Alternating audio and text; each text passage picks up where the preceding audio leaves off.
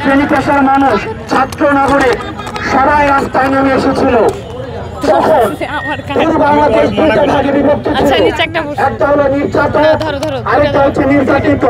আমরা দেখেছি তখন নির্যাতকের ভূমিকায় ছিল আওয়ামী লীগ, ফ্যাসিজম। আজকে দুর্ভাগ্যের বিষয়, এতদিন আওয়ামী লীগ ক্লকওয়াইজ কারাপশন করেছে, ক্লকওয়াইজ চাঁদাবাজি করেছে, ক্লকওয়াইজ টেন্ডারবাজি করেছে, ক্লকওয়াইজ সিন্ডিকেট করেছে। আমাদের ছাত্র নাগরিকের অভ্যুত্থানকে পুঁজি করে এন্টি ক্লকওয়াইজ হিসেবে আবার অন্যান্য রাজনৈতিক দল তারা আবার এই সিন্ডিকেট, চাঁদাবাজি, আবার এই ধরনের অপকর্মগুলো রাষ্ট্রে পুনর্বাসন করার চেষ্টা করছে। আমরা ছাত্র নাগরিকদের কাছ থেকে আপনাদেরকে আহ্বান জানাচ্ছি, আপনাদেরকে সতর্ক করছি, বাংলাদেশে আর কোনদিন ক্লকওয়াইজ, এন্টি ক্লকওয়াইজ কোন ধরনের করাপশনের পুনর্বাসন আর হবে না। সিন্ডিকেট, চাঁদাবাজি, আমরা যেই জিনিসগুলো প্রতিনিয়ত মানুষের জীবনকে দুর্বিষহ করে তুলেছে সেগুলো স্থায়ী পুনর্বাসন আমরা নিশ্চিত করবো। আমরা স্থায়ীভাবে যেভাবে ফ্যাসিস্ট সরকারকে আমরা বর্ডার ক্রস করে পাঠিয়েছি, আমরা ঠিক এই চাঁদাবাজ, দুর্নীতিবাজ, সিন্ডিকেট যারা লালন করে, পোষণ করে, যে কোনো রাজনৈতিক দলের হোক না কেন, তাদেরকে আমরা ঠিক সেভাবে আমরা আইনের হাতে সুপর্দ করে দিব। আমরা দেখছি গত কিছুদিন ধরে আন্দোলন পরবর্তী সময়ে বিভিন্ন জায়গায় টোকেন দিয়ে চাঁদাবাজির যে প্রচলনটি আওয়ামী ফ্যাসিজমের সময় ছিল সেটি বন্ধ ছিল। আবার দেখছি এখন বিভিন্ন রাজনৈতিক দলের পৃষ্ঠপোষকতায় বিভিন্ন টেম্পু স্ট্যান্ড, ফেরিঘাটে, কাঁচা বাজারে, রাস্তার মোড়ে, বিভিন্ন ফ্লাইওভারের নিচে আবার বিভিন্ন টোকেন বাণিজ্য শুরু হয়েছে।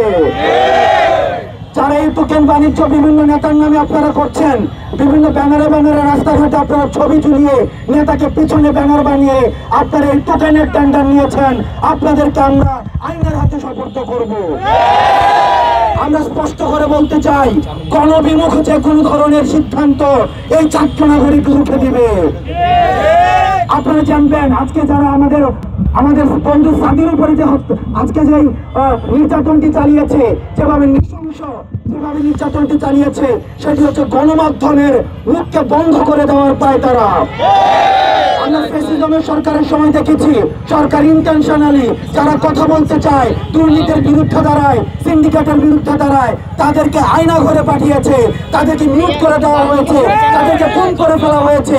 এই ফ্যাসিজমের দোষর অন্য নামে, ভিন্ন নামে, বিভিন্ন রাজনৈতিক নামে আবার আমার বন্ধু সাদির উপরে, সাংবাদিক সমিতির সভাপতির উপরে যেই ধরনের অতর্কিত হামলা করেছে, আমরা সেগুলোকে ফ্যাসিস্ট লিগেসি হিসাবে চিহ্নিত করি এবং সেগুলোর স্থায়ীভাবে পুনরুৎঘাটন পর্যন্ত, আমাদের স্থায়ীভাবে সমূলে উৎপাদন না হওয়া পর্যন্ত আমাদের আন্দোলন অব্যাহত থাকবে।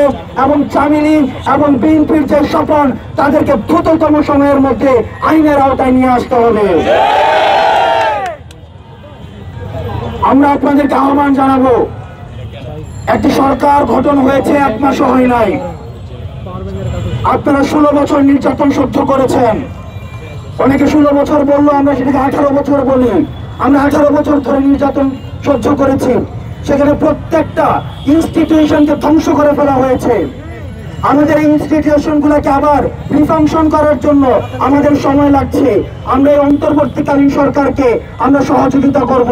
বিভিন্ন সমিতির নামে বিভিন্ন গ্রুপিং করে টেন্ডারবাজ, বিভিন্ন স্বার্থান্বেষী ভাবে আমরা যেভাবে রাস্তা দখল করে অন্তর্বর্তীকালীন সরকারকে কাজে বিঘ্নিত করছি, সেটিকে আমরা ফ্যাসিবাদের লিগেসি হিসেবে চিহ্নিত করছি।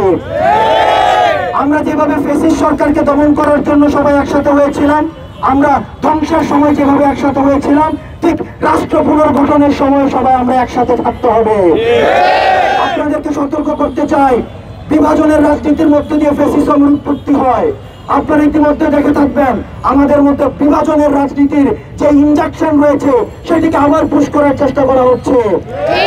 বিভিন্ন রাজনৈতিক পরিচয়, সমন্বয়, সহসমন্বয়ের পরিচয়, আমরা দেখেছি এই পরিচয়গুলোতে আমরা যারা কাজ করছি নিরলস ভাবে কাজ করে যাচ্ছি, কিন্তু আমরা দেখছি একটা সুবিধাভোগী গোষ্ঠী এই সমন্বয়ক এবং সহসমন্বয়ক পরিচয়ে বিভিন্ন জায়গায় চাঁদাবাজি করছে, তারা বিশেষ সুবিধা আদায় করছে।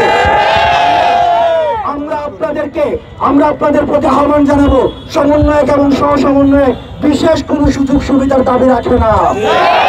তারা সাধারণ শিক্ষার্থী শুধুমাত্র স্ট্রিট ভয়েস হিসাবে ও অন্তর্বর্তীকালীন সরকারকে স্ট্রিট ভয়েস হিসাবে সহায়তা করার জন্য এবং ক্রিটিসাইজ করার জন্য তারা যেন আবার ফ্যাসিজমের কোনো ধরনের পুনর্বাসন না করতে পারে, চেক অ্যান্ড ব্যালেন্সের জন্য ছাত্র নাগরিক সবসময় মাঠে থাকবে।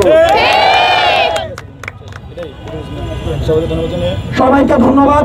এবং আমাদের এই যে গণমাধ্যমের উপরে যে হামলাটি হয়েছে, এই ধরনের হামলা যদি আবার হয় সেক্ষেত্রে গণমাধ্যমের কর্মী যারা আপনারা রয়েছেন, আমরা বৈষম্য বিরোধী ছাত্র আন্দোলন থেকে আপনাদেরকে প্রতিশ্রুতি দিচ্ছি, আমরা মত প্রকাশের স্বাধীনতায় বিশ্বাসী, গণমাধ্যমের স্বাধীনতায় বিশ্বাসী।